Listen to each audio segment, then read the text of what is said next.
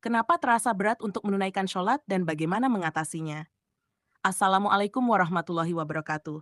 Sahabat muslim yang dirahmati Allah, pernahkah kita merasa berat untuk menunaikan sholat? Azan berkumandang, tapi tubuh enggan beranjak.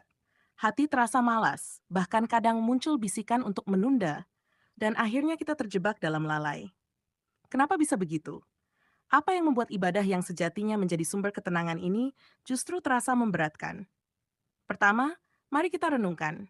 Beratnya sholat seringkali lahir dari lemahnya iman di dalam hati. Iman adalah bahan bakar untuk taat.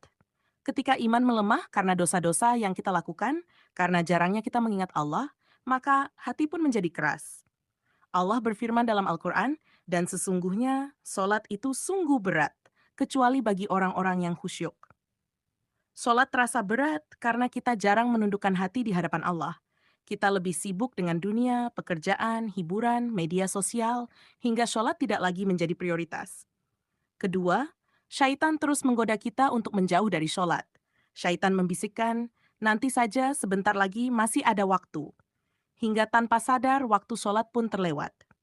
Inilah tipu daya syaitan yang terus melemahkan semangat kita untuk berdiri di hadapan Allah. Lalu, bagaimana kita mengatasinya? Sahabatku, yang pertama adalah perkuat iman di dalam hati. Perbanyak zikir, baca Al-Quran, dan ingatlah betapa besar nikmat Allah yang kita rasakan setiap hari. Ingatlah pula bahwa sholat adalah tanda syukur kita atas semua karunia-Nya. Kedua, paksalah diri di awal-awal.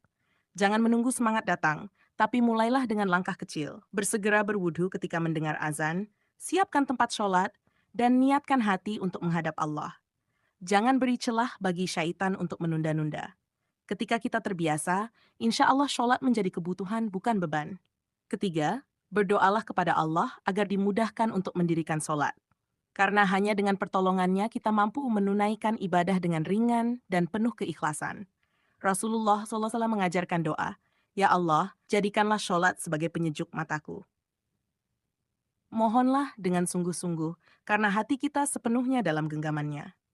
Dan terakhir, ingatlah kemuliaan dan ganjaran besar dari sholat. Sholat adalah cahaya di dunia dan akhirat. Ia menjadi penyelamat di hari kiamat. Sholatlah yang pertama kali dihisap, dan bila baik sholat kita, maka baik pula seluruh amal kita. Sahabatku, jangan biarkan sholat terasa berat selamanya. Mari kita berjuang bersama agar sholat menjadi penyejuk hati, penghapus dosa, dan jalan menuju ridha Allah. Wassalamualaikum warahmatullahi wabarakatuh.